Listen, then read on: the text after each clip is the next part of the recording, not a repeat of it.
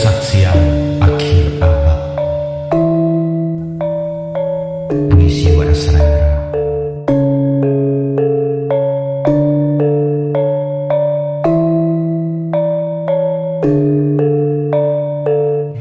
Ratap tangis menerpa pintu kalbuku.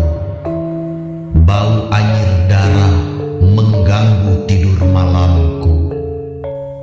Oh tikar tafakur, oh bau sungai tohor yang kotor. Bagaimana aku akan bisa membaca keadaan ini? Di atas atap kesepian nalar pikiran yang digalaukan oleh lampu-lampu kota yang bertengkar dengan malam, aku menyerukan namamu, wahai para leluhur Nusantara.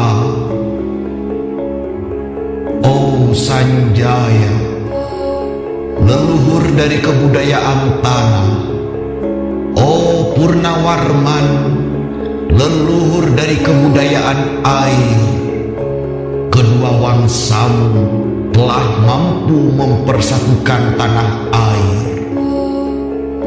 Oh Resi Kuturan, oh Resi Nirarta, empu-empu tampan yang penuh kedamaian, telah kamu ajarkan tatanan hidup yang aneka dan sejahtera, yang dijaga Dewan Hukum Adat.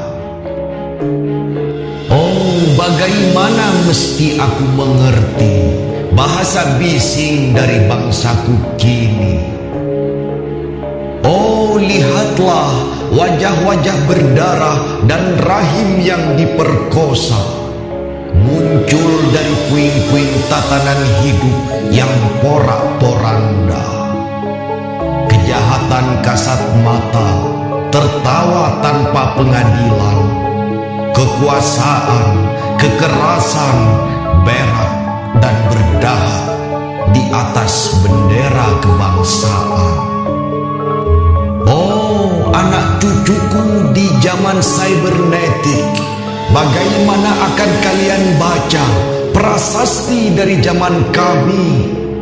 Apakah kami akan mampu menjadi ilham kesimpulan, ataukah kami justru menjadi sumber masalah di dalam kehidupan? Dengan puisi ini aku bersaksi bahwa rakyat Indonesia belum merdeka. Rakyat yang tanpa hak hukum bukanlah rakyat yang merdeka.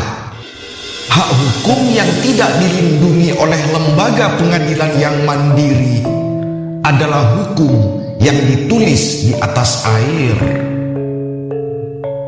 Bagaimana rakyat bisa merdeka bila polisi menjadi abdi pemerintah yang melindungi hak warga negara? Bagaimana rakyat bisa disebut merdeka bila birokrasi negara tidak mengabdi kepada rakyat, melainkan mengabdi kepada pemerintah yang berkuasa? Bagaimana rakyat bisa merdeka bila provinsi-provinsi sekedar menjadi tanah jajahan pemerintah, tidak boleh mengatur ekonominya sendiri, tatanan hidup masyarakatnya sendiri, dan juga keamanannya sendiri? Ayam, serigala, macan ataupun gajah, setiap orang juga ingin berdaulat di dalam rumah tangganya. Setiap penduduk ingin berdaulat di dalam kampungnya, dan kehidupan berbangsa tidak perlu merusak daulat kedaerahan. Hasrat berbangsa adalah naluri rakyat untuk menjalin ikatan daya cipta antar suku yang penuh keanekaan kehidupan dan memaklumkan wilayah pergaulan yang lebih luas untuk merdeka bersama. Dengan puisi ini aku bersaksi bahwa sampai saat puisi ini aku tanda tangani, para elit politik yang berkedudukan ataupun yang masih di jalan tidak pernah memperjuangkan sarana-sarana kemerdekaan rakyat. Mereka hanya rusuh dan gaduh, memperjuangkan kedaulatan golongannya sendiri. Mereka hanya bergulat untuk posisi sendiri. Mereka tidak peduli kepada fungsi hukum, fungsi polisi, ataupun fungsi birokrasi. Dengan pikik mereka akan mendaur ulang malapetaka negara yang telah terjadi. Oh Indonesia,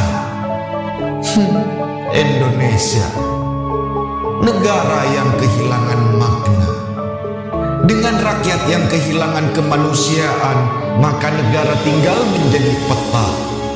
Itu pun peta yang lusuh dan hampir robek pula. Pendangkalan kehidupan bangsa telah terjadi. Tata nilai rancu, dusta dan kekerasan halal, manusia sekedar semak belukar yang dikacau dan dibakar.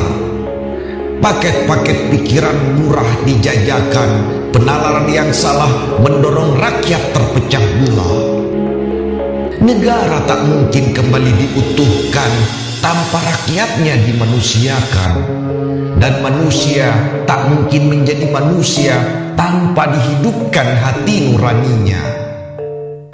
Hati nurani adalah hakim adil untuk diri kita sendiri.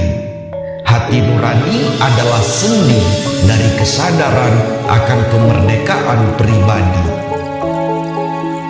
Dengan puisi ini aku bersaksi bahwa hati nurani itu mesti dibakar, tidak bisa menjadi abu. Hati nurani senantiasa bersemi meski sudah ditebang putus di batang. Begitulah fitrah manusia, ciptaan Tuhan yang Maha Esa.